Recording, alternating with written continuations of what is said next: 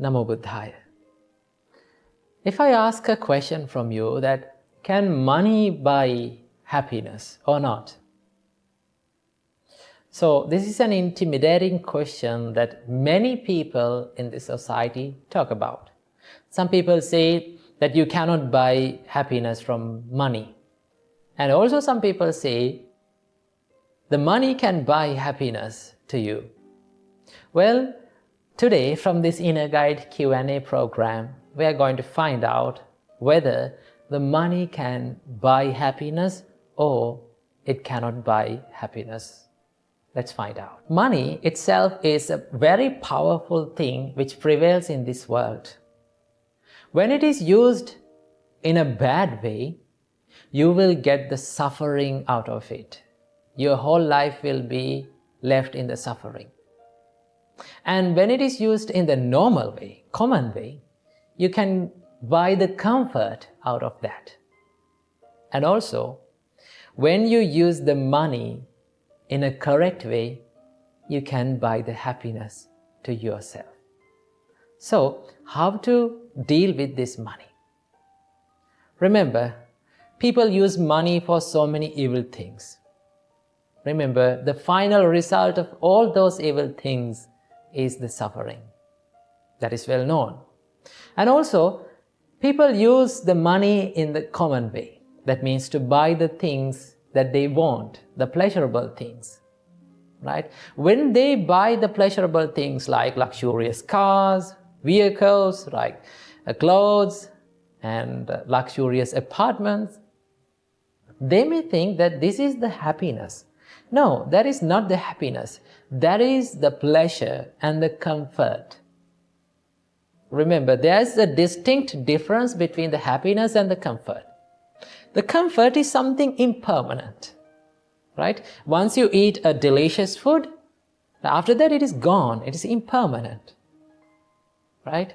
Once you are riding on a luxurious car, after the faults may come out of that car, that pleasure is gone, it is impermanent, right? So all the pleasurable things, all the materialistic things that we find in this world gives us the pleasure, but remember, they are impermanent. When they are being impermanent, what will happen at the end of that pleasurable thing? You will find the suffering, right? Your mind is not content with that. You are not being happy by seeing that impermanence. So, what is the final result of the pleasure? It is the suffering. And also there's a way that we can use money to have the happiness to our life. So how to do that? Now when we take, if you buy something with your money, and if you give that special thing to someone who needs that. So suppose that you bought some foods from the market and you gave that food to a person who is suffering from hunger. You bought some ornaments or some goods from the market and you gave to the needy people. What is the feeling that you have inside yourself? You feel happy, right? That means that happiness will last long forever. And also, by that act of kindness, with that act of generosity, you will gain many merits to your life, right? That sweet memory, that happiness will leave you a sweet memory, happy time in your life. At the end of your life, when you reflect the journey of your life, if you find so many instances that you use this money in this correct way, to be generous, to be kind to people, to help people, that will give you the happiness. So when money is used in the correct way, you can also have the happiness. But remember, don't misunderstand between the pleasure and the happiness. all the materialistic things, all the comfortable things that we use in our life gives us pleasure, and that is not happiness, because they are impermanent. When they are being impermanent, when they become changed, we suffer. But if you use your money to be generous, right? If you use your money to do good things in this world, to help people, to motivate people, to inspire people, right? To lift up people when they have fallen down, that will give you the best happy moments in your life. So don't misunderstand that money cannot buy happiness or money can buy happiness. It can buy a happiness, but if you use that money in a correct way only. So use your money in a correct way and find the happiness in your life. Namo Buddhaya, welcome and welcome back to another video. We've all heard these words more than 1,000,000 times in our life, and that is to let go of the attachments, and then we will be happy. But saying this is easy, but doing this practically, it is really, really difficult. So let's discuss about what it truly means to let go of the attachments and how to approach it in the correct way. Oftenly, the common perspective of letting go of the attachment is that people think that we have to let go of the things that we are being attached to. That means attachment is occurred by these objects around us. So that to let go of the attachments, we have to let go of the things, and then we will be happy. Now, I have heard that people say that, oh, even the Buddha said that let go of everything and then you will be happy.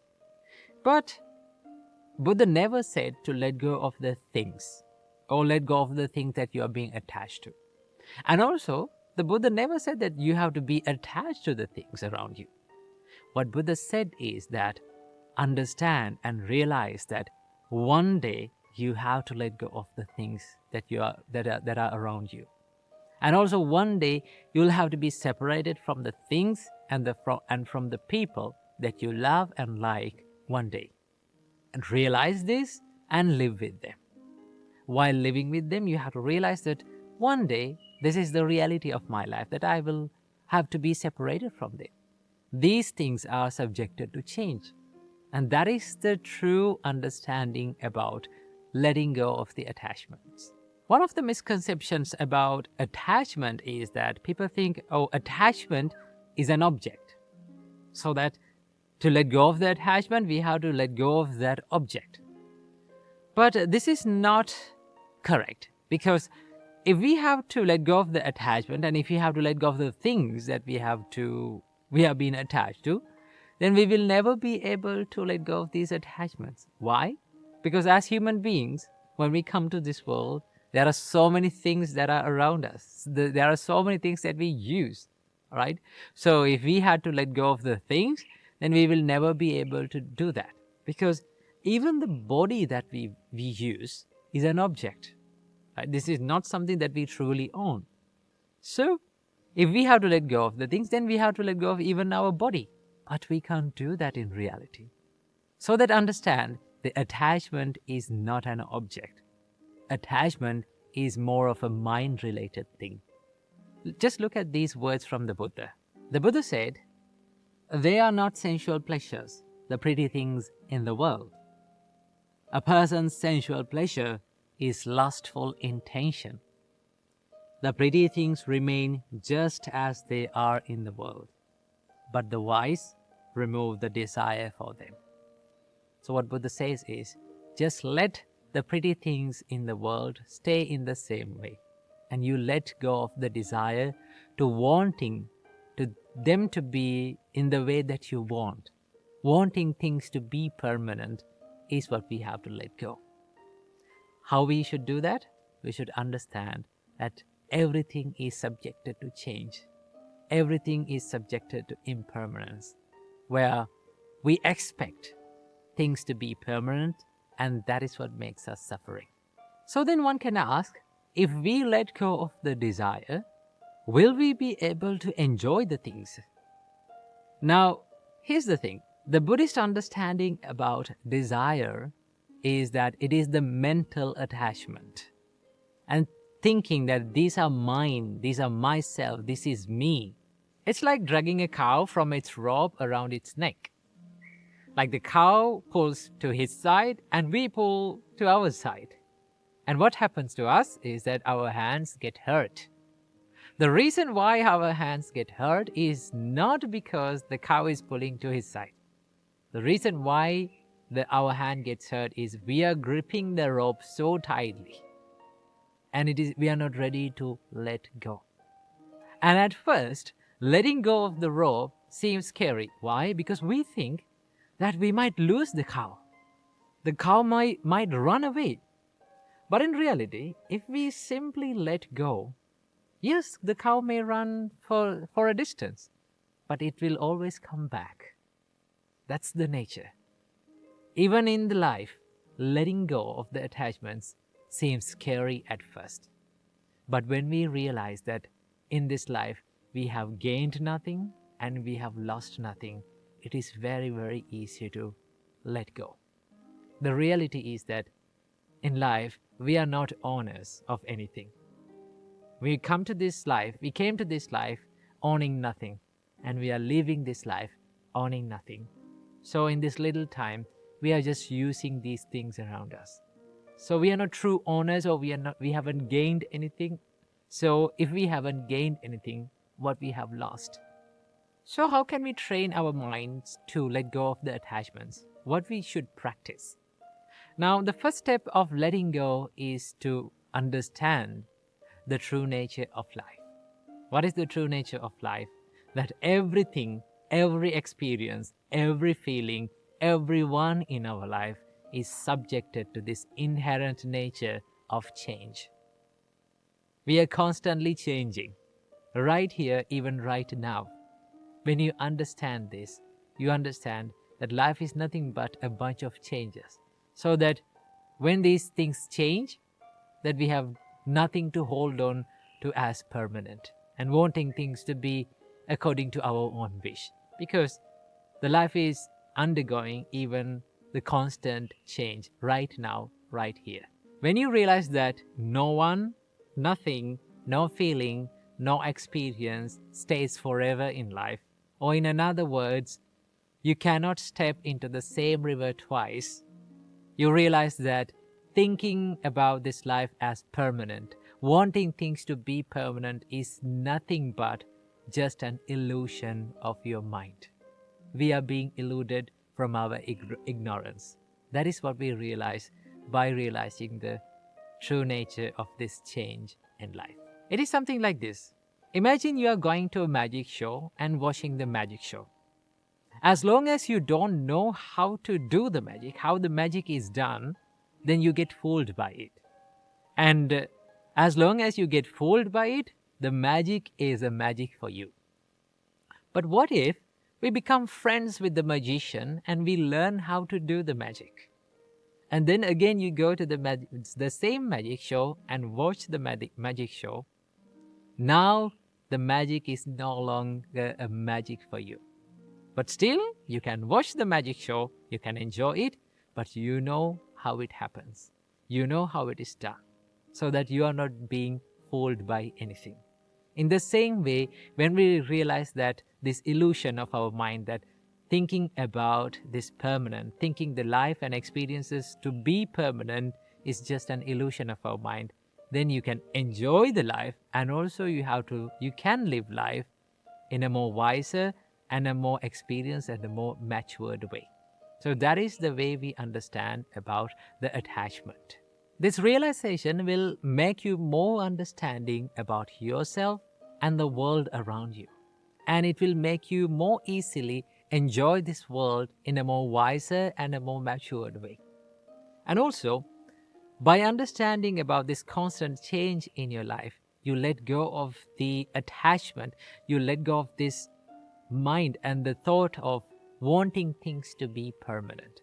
And then the process of letting go will become much more easier. So understand that when we let go, we don't let go of the things. We let go of the mental and the emotional attachment towards things. We let go of that craving towards things, to wanting things to be permanent. And when you realize this, you can let go of this attachment and these expectations very easily. So that's a wrap for today's video. I hope you got some idea about attachment. So I wish you, may all of you be well and happy, and may all of you be happy forever. First of all, we have to realize that living in the present moment, focusing your mind to the present moment, is not a simple thing. It is very hard, but also it is an achievable target. Our great teacher Supreme Buddha taught us, Atitang nanvagameya nappati kanke anagata. You should not chase after the past. And also, you should not make too much expectations about the future. Supreme Buddha said, Yadati tang pahinantang appattancha anagata. What is past is left behind. It is gone. It is over now. Appattancha anagata.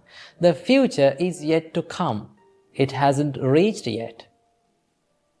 Buddha said, Pachupannancha yo dhammang tattha tattha vipassati. What you have to do is live in the present moment and see the present moment as it is. Right? Realize the present moment as it is. So it is very hard to focus your mind to the present moment. Our great teacher Supreme Buddha taught us the nature of the mind is it always runs to the past. Normally, our mind has a habit to wander in the past, memories, right? When we are alone, when we are solitude, and when we live in our life alone, lonely, normally it is the nature our mind runs to the past.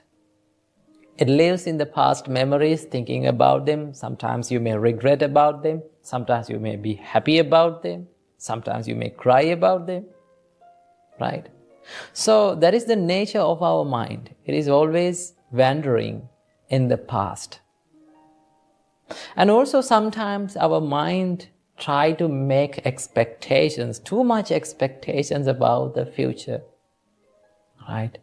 People dream too much about their future, but they do not work for the dreams to come true. So our great teacher Supreme Buddha taught us, you should not let your mind to wander in the past, as well as you should not let your mind to go for the future and make too much expectations about that. What you have to do is, you have to work in the present moment to make your future better, as well as to make your past better. Because when you live correctly in the present moment, right, your past will be a good one because you have lived in the correct way. And also, if you are sure that you are living correctly in the right way in the present moment, your future will be also a good one because you are doing the right thing right now. So, you need to have a good practice to focus your mind to the present moment. So it should be practiced by meditation, as well as it should be practiced in the practical world, in your life. So I will teach you some tricks or things that you should practice in your life to be in the present moment, right? So, when you have a free time, right, dedicate yourself to live in the present moment for a little time. During the day, when you have the free time, allocate your time about 5 minutes to live in the present moment. Sit on a chair, you can close your eyes, and just experience that you are in your present. You are not in your past, you are not in your future. Always you are in your present. That is the reality, right? The past has gone, as well as the future hasn't come yet, right? So close your eyes and just try to focus your mind to the present moment. Try to think about what you feel, what you hear, and what you think about. All the things that you experience now will fade away to the past, and it will go into the arena of past, right? So take your time in the day and practice this. The best way to focus your mind to the present moment is the breathing meditation. Breathing meditation is one of the best meditations that you can bring your mind from the arena of past and the future to the present moment. Because the breath, when you are focusing on your breath, right, always the breath arises and it goes down. So this breath prevails in the present. So when you focus your mind to the breath, then your mind is always in the present moment. And also, you have to practice to live in the present moment in your practical life, in your day-to-day life. So how to do that? So it is very beneficial to live in the present when you are in the hard times, when you are going through a problem. Now suppose if a person comes to you and started blaming you. Now when he is blaming, you hear that sound, the words, right? When we think about these words, right? When he is blaming, you hear that, and after that very moment, it has gone to the arena of past. Those words are not prevailing anymore, right? But our mind does not like to think that. Our mind clings to those words, right? Our mind tries to hold on to those words, and what our mind does is it always make a loop-like thing to bring back all those thoughts, all those words again and again to our mind, and that is why we are suffering. That is why we feel hurt, right? If we can realize the reality that all these words that I heard has gone to the past, they are no longer here anymore, they are vanished, then you don't want to suffer for anything, right? Because it has gone to the past. You cannot do anything about that. But our mind is not ready for that, right? Our mind tries to cling to those words, right? So what you have to do, when someone blames you, when you are going through a hard time, realize that all those things are impermanent, and it vanishes very quickly from my life.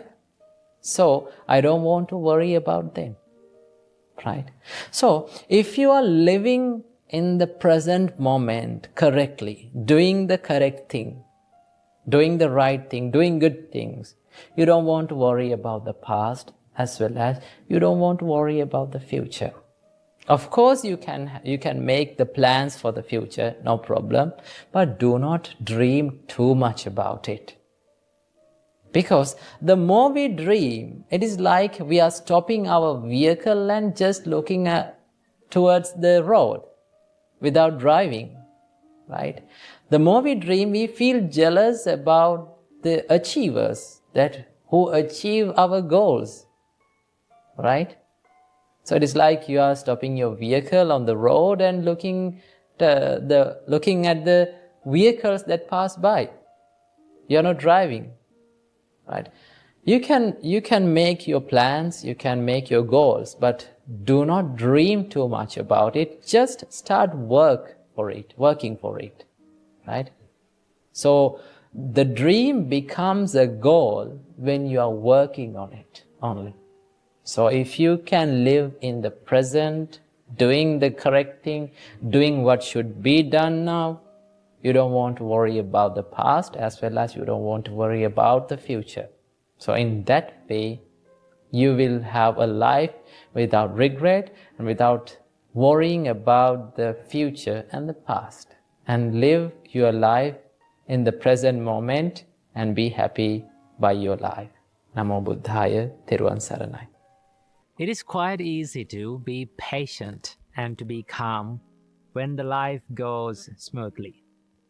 But where our real patience comes into test is in the middle of adversity.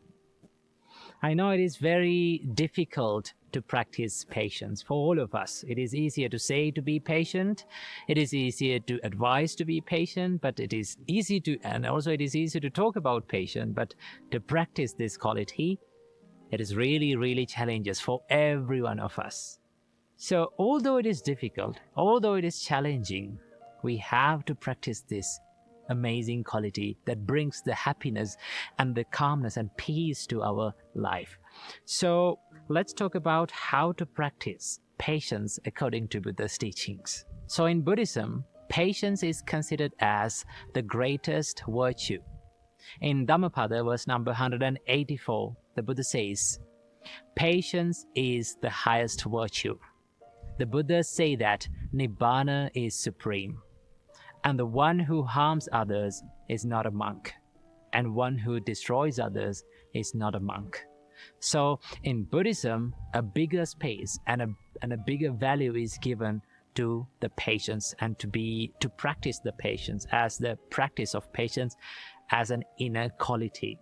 Not just to talk about it, not just to read about it or to learn about it, but the real practice. So in Buddhism, the greatest quality in Buddhism, the greatest virtue is considered as the patience also. So what exactly is patience? The Buddha describes this as follows. So being able to put up with ups and downs and challenging situations and disagreeable experiences in life is called patience. But to be honest, it is really difficult to be patient. Yes, it is difficult. It is going to be difficult, and it will be always difficult. It will never be easy, because that's the nature of all good practices in life. The Buddha said, what brings the happiness to your life, to practice such qualities, is the most difficult thing that you have to do in your life. But although it is difficult, we all have to practice this amazing quality of being patient. Now, in Buddhism, being silent, tolerating, and enduring everything out of fear does not mean the real patience.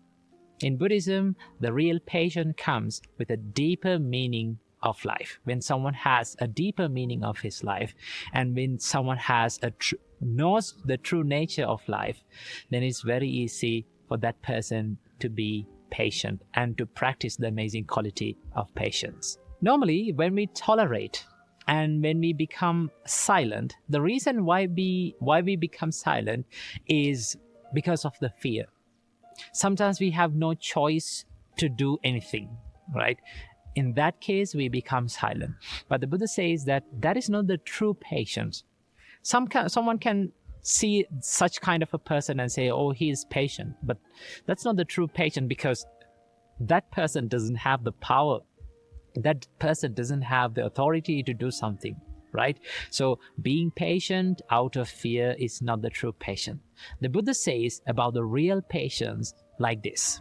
In Vepaciti Sutta, it is mentioned, so the real patience comes when you understand that there is the beast inside you. What is that beast?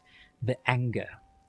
And if you're afraid of that anger, and if you're afraid of that beast to control your life, and if you can be patient in that situation by controlling your emotions and controlling your thoughts and controlling your anger and deciding to not to harm that person, that is called the true patience and the real patience. To practice such kind of a patience, you have to do a great dedication. Sometimes you have to go through a lot of hardships. You have to endure a lot. But still, why you become patient? Because you believe that being patient is the greatest virtue that you can practice in life, and you believe that you are much more better than them and you have a better qualities than them. If you believe in that, you can truly be patient. To practice patience, the Buddha offers us a path of thinking in a more deeper level of understanding through our life. So suppose a person comes to you and treat you with rude words, right? Or treat you with their meanness. How can you avoid that situation without even worrying? How to do that? So the Buddha teaches us to look at this situation through the 3 marks of existence. So what are 3 marks of existence? So the Buddha says the 3 marks of existence are anicca, dukkha, and anatta. Impermanence, suffering, and non-self. So anicca. Anicca is the understanding about the impermanence. So the Buddha said that everything in life is subjected to change. If you look at our life, there is nothing that we can hold on to and think and find that is not subjected to change. So once you understanding this intrinsic nature or the inherent nature of impermanence, it's very easy to let go of that anger and to be patient. Because let's say someone blamed you or someone treated you with rude words, okay? Right at the moment that you heard that voice, those words, they became impermanent, right? But here's the problem. Why does we hear the same thing again and again, what they said in our mind, and we keep creating that chain of thought, and we keep creating that anger in our mind? Because the mind has the nature to recreate everything that we heard or what we experienced, okay? So we think that they abused me, they hurt me, and they treated me with these rude words, so I should not be treated like this. But in reality, those words had been impermanent now. They have been vanished. For an example, the words that you heard from me before, now everything has been vanished. They don't exist. That's the reality of life. But once you're understanding this true and intrinsic nature of impermanence, it's very easy to let go of the anger because you don't find anything to hold on to now. What is the word that we have to hold on to now in this moment to be angry? No, it has gone. So once you understand this true nature of impermanence, it's very easy to practice patience. And the second thing that we have to understand is dukkha. Dukkha often refers to as suffering. So the Buddha said that the pain and suffering is a part of our life. So you cannot remove that. We have to face that situation, okay? Because that is the nature of living. The nature of life is, it is always connected or characterized by the pain or suffering. This is not to worry about the pain or the suffering, but to see it as a part of life and accept it, learn to be with it, learn to deal with it. That is how we can understand the suffering. And the final thing that we have to realize and understanding is the nature of anatta. The nature of anatta is the nature of not self or non-self, right? The Buddha says that there are things in your life that are out of your control. Not every time you're going to have everything according to your wishes, okay? There are things that are out of our range of control. Once we understand this true nature of anatta or non-self, it is really easy to accept the truth in life. And it is very easy to not to worry about the things that we cannot control. So if you look at the life, if you look at the situations in your life, in these 3 marks of existence, the Buddha said that it is really easy to practice the patience. It is really easy to love people, to give your kindness to people, because we know that we are not going to last forever, and we know that they are not going to last forever. What they did was not going to last forever. What they said was not going to last forever. So we can let go of the anger and we can move on. So these are the few things and few realizations that will help us to practice the patience in your life. So keep this in your mind and be patient. Namo Buddhaya.